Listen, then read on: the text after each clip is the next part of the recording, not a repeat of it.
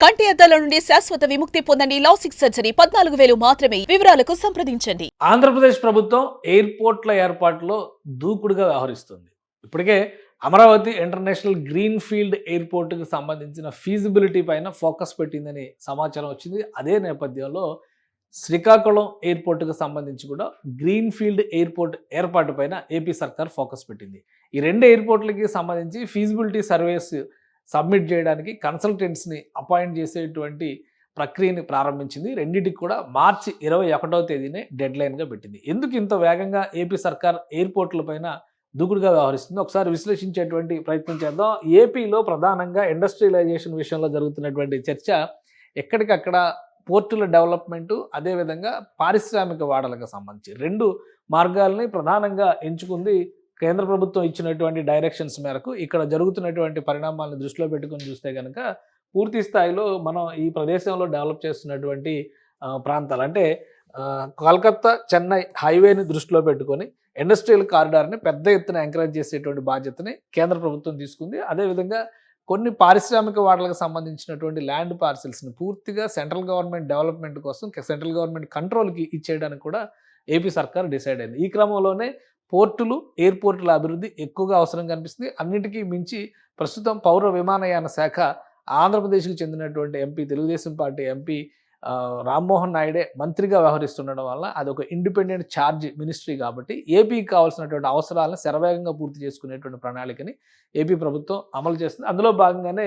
శ్రీకాకుళం ఎయిర్‌పోర్ట్‌కి సంబంధించి అంటే ఇది భోగాపురం ఇంటర్నేషనల్ ఎయిర్‌పోర్టు విజయనగరం జిల్లా పరిధిలోకి వచ్చేటువంటి ప్రాంతం. విశాఖ ఇంటర్నేషనల్ ఎయిర్‌పోర్ట్‌కి ఆల్టర్నేటివ్‌గా డెవలప్ చేస్తున్నటువంటి పరిస్థితి. అయితే అవతల వైపు నుంచి చూసినప్పుడు శ్రీకాకుళం జిల్లా పరిధిలో ఎలాంటి ఎయిర్‌పోర్ట్‌లు లేవు కాబట్టి అది కూడా రామ్మోహన్ నాయుడు సొంత జిల్లా కాబట్టి ముందు శ్రీకాకుళం ఎయిర్‌పోర్ట్‌కి సంబంధించి కూడా క్లియరెన్స్ తీసుకొచ్చారు. ఇక్కడ భావనపాడు పోర్ట్ కావచ్చు, రాబోయేటువంటి రోజుల్లో ఇంకా మాధవరం పోర్ట్ ఇవన్నీ కూడా డెవలప్ చేయాలనేటువంటి డెసిషన్‌తో కేంద్ర రాష్ట్ర ప్రభుత్వాలు వ్యవహరిస్తున్నాయి. ఈ దృష్టితోనే ఇది చూసుకొని ఇంకా అమరావతికి సంబంధించి చూస్తే కనుక అమరావతి కీలకమైనటువంటి రాజధాని ప్రాంతం అవుతుంది.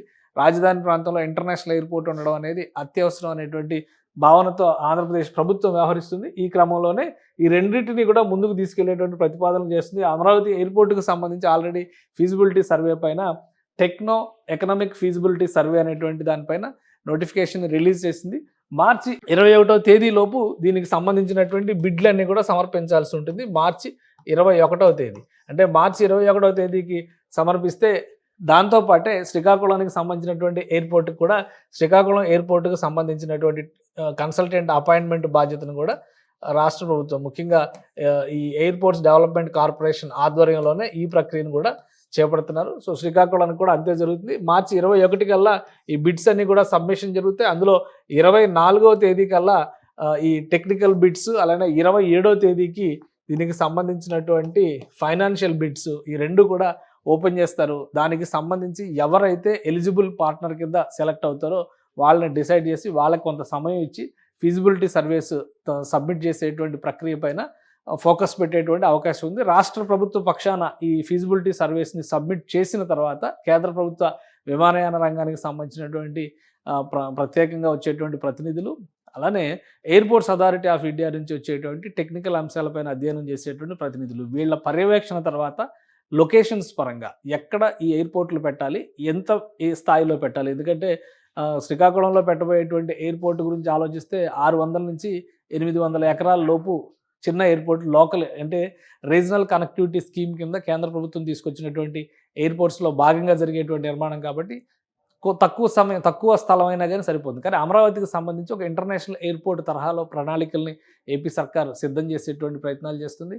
దుబాయ్ తరహా మల్టీ మోడలర్ షాపింగ్ ఏరియా కూడా ఉండే విధంగా దాన్ని ఒక బిజినెస్ సెంటర్‌గా మలిచేటువంటి ప్రణాళికని ఏపీ ప్రభుత్వం ప్రతిపాదిస్తున్నటువంటి నేపథ్యంలో అక్కడ 3000 నుంచి 5000 ఎకరాల వరకు భూములు అవసరమయ్యేటువంటి అవకాశం ఉంది. సో వీటన్నిటిపైన కూడా ఈ కన్సల్టెంట్స్ అధ్యయనం చేసి వాటికి సంబంధించినటువంటి సారాంశాన్ని రాష్ట్ర ప్రభుత్వానికి సబ్మిట్ చేస్తారు. రాష్ట్ర ప్రభుత్వం కేంద్ర విమానయాన శాఖకు సబ్మిట్ చేసింది. కేంద్ర విమానయాన శాఖ తన ప్రతినిధుల బృందం చేత పర్యవేక్షణ చేసిన తర్వాత వీటిపైన మరొక అడుగు ముందుకు పడేటువంటి అవకాశం ఉంటుంది. దేశవ్యాప్తంగా కేంద్ర ప్రభుత్వం విమానయానాన్ని ప్రధానంగా వాయు మార్గంలో కార్గో వ్యవస్థల్ని డెవలప్ చేయాలని ఆశిస్తున్నటువంటి నేపథ్యంలోనే వచ్చినటువంటి అవకాశాలను సద్వినియోగం చేసుకునే క్రమంలో ఆంధ్రప్రదేశ్ ప్రభుత్వం ఎయిర్పోర్ట్ల అభివృద్ధి పైన ఎక్కువగా ఫోకస్ పెడుతుంది. అందులో ఫస్ట్ ఫేజ్లో, ఎందుకంటే మొత్తం 7 ఎయిర్పోర్ట్ల గురించి మాట్లాడుతున్నాం. ఇప్పుడు అండర్ కన్స్ట్రక్షన్లో ఉన్నటువంటి ఎయిర్పోర్ట్లు ఆంధ్రప్రదేశ్లో చూస్తే కనుక 2 ఎయిర్పోర్ట్లు మనకి చాలా క్లియర్గా కనిపిస్తున్నాయి. అండర్ కన్స్ట్రక్షన్లో ఉన్నటువంటి ఎయిర్పోర్ట్స్లో ఫస్ట్ వచ్చేది భోగాపురం ఇంటర్నేషనల్ ఎయిర్పోర్ట్ వస్తుంది. భోగాపురం ఇంటర్నేషనల్ ఎయిర్పోర్ట్ని 2026లో ఇది వినియోగంలోకి తేవాలనేటువంటి ఆలోచన చేస్తున్నారు భోగాపురం ఇంటర్నేషనల్ ఎయిర్పోర్ట్కి సంబంధించి. అలానే నెల్లూరు జిల్లాలో దగదర్తి ఎయిర్పోర్ట్ కూడా నిర్మాణంలో ఉంది. అది 2017-18లోనే మొదలైనప్పటికీ కూడా గత 5 ఏళ్లుగా కుంటుపడినటువంటి పరిస్థితి. ఇప్పుడు దీన్ని వీలైనంత వేగంగా పూర్తి చేయాలి. ఇక్కడ క్రిస్ సిటీ అని చెప్పని ఒకటి డెవలప్ చేస్తున్నారు. ఈ పక్కనే శ్రీ సిటీ ఉంది.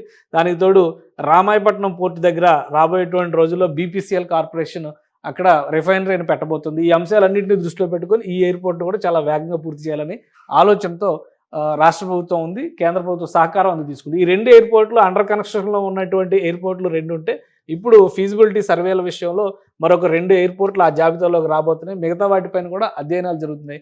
ల్యాండ్ అవైలబిలిటీ ఉన్నటువంటి ఎయిర్పోర్ట్లకు సంబంధించి కూడా రాష్ట్ర ప్రభుత్వం ఇప్పటికే కేంద్రానికి కొంత క్లారిటీ ఇచ్చేటువంటి ప్రయత్నం చేసింది. కానీ ఈ 2 ఎయిర్పోర్ట్లని, అమరావతి ఎయిర్పోర్ట్, శ్రీకాకుళం ఎయిర్పోర్ట్ని మాత్రం వీలైనంత వేగంగా రిపోర్ట్లు తెప్పించడం ద్వారా కేంద్ర ప్రభుత్వం నుంచి అనుమతులు పొందేటువంటి ఆలోచన రాష్ట్ర ప్రభుత్వం చేసింది. ఎందుకంటే వడ్డించేవాడు మనవాడైతేనే కదా పనులు ముందుగా జరిగేది.